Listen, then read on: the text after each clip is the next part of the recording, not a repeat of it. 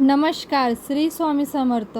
शिवपूजा करताना नेहमी या नियमाचे पालन करा आणि या गोष्टी टाळा. पूजेची संपूर्ण फलप्राप्ती होईल. कितीही कठीण इच्छा पूर्ण होईल. महादेवाच्या पूजेत रुद्राक्षाची माळा गळ्यात. महादेवाची पूजा कधीही जमिनीवर बसून. श्री स्वामी समर्थ. मित्र आणि मैत्रिणींनो, श्रावण महिना हा भगवान शिवाच्या पूजेसाठी समर्पित मानला जातो. श्रावण महिन्यात भगवान शिवाच्या पूजेत या चुका टाळल्या तर भगवान शिव आपल्यावरती नक्कीच प्रसन्न होतात. भगवान शिव हे जसे क्रोधित देव मानले जातात, त्याचप्रमाणे भगवान शिव हे अत्यंत भोळे देव मानले जातात. म्हणूनच त्यांना भोळे शंकर असेही म्हणतात. भगवान शिव हे आपल्या छोट्याशा पूजेने, छोट्याशा भक्तीने देखील आपल्यावर भक्तावर प्रसन्न होतात. ज्या घरामध्ये भगवान शंकराची पूजा अगदी नित्यनेमानुसार केली जाते, तिथे सर्व काही शुभ होते आणि तिथे सुख समृद्धी वास करते. महादेवाच्या कृपेने त्या घरामध्ये सदैव सुख समृद्धी नांदत असते, अशी मान्यता आहे. भगवान शिव लवकर प्रसन्न होतात. भगवान शिवाच्या भोळ्या स्वभावामुळे भक्ताला ते सदैव सुखी ठेवतात. परंतु भगवान शिव यांना क्रोध देखील लवकर येतो. त्यामुळे भगवान शिवच्या पूजेमध्ये चुका करणे टाळले पाहिजे. म्हणून भगवान शिवच्या पूजेचे विशेष नियम कोणते आहेत ते बघूया. आपल्याला अकाल मृत्यू कधीही येणार नाही आणि तुमच्यावर येणारी सर्व संकट भगवान शिव स्वतःवर निरसन करतील. व्हिडिओमध्ये पुढे जाण्याआधी माझी एक विनंती आहे. तुम्ही जर गुंजन यूट्यूब चॅनल यावरती लाईक सबस्क्राईब केलं नसेल तर नक्की करा. चला व्हिडिओला सुरुवात करूया. भक्ताने महादेवाची आरती करणे, कथा वाचणे अवश्य आहे. त्याचबरोबर महादेवाच्या मंत्राचा जप करावा. तुम्ही भगवान शंकराच्या अनेक मंत्राचा जप करू शकता.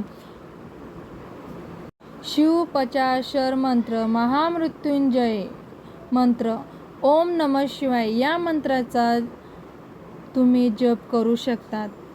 या मंत्राचा जप केल्याने तुम्हाला केवळ तुमच्या आताच नाही तर तुमच्या सोबतीलाही आनंद वाटतो. सनातन परंपरेत जरी शंकराची उपासना अगदी साधी सोपी मानली गेली आहे, कारण भगवान शंकर हे आपल्या भक्तांच्या सर्व इच्छा फक्त पाणी आणि बेलपत्र अर्पण करून पूर्ण करू शकतात. पण त्यांच्या पूजेशी संबंधित काही विशेष नियम आहेत. प्रत्येक शिवभक्ताने हे नियम पाळले पाहिजेत.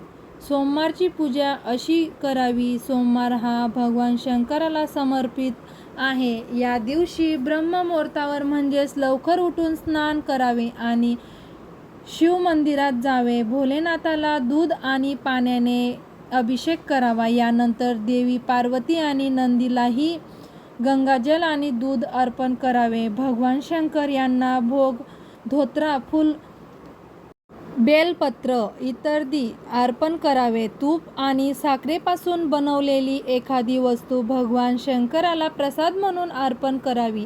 नंतर शिव चालीसा आणि आरती करावी. असे म्हटले जातं की या दिवशी जर पती पत्नीने दोघांनीही एकत्र पूजा करावी, यामुळे विवाहित जीवन आनंदी राहते. त्यांना उत्तम वैवाहिक सौख्य लाभते. तुम्ही भगवान शंकराचे भक्त असाल तर तुम्ही त्यांची पूजा करताना दिशेची विशेष काळजी घ्यावी. भगवान शंकराची मूर्ती किंवा चित्र कुठेही कोणत्याही दिशेला ठेवू नका, तर ते घराच्या ईशान्य दिशेलाच असले पाहिजे.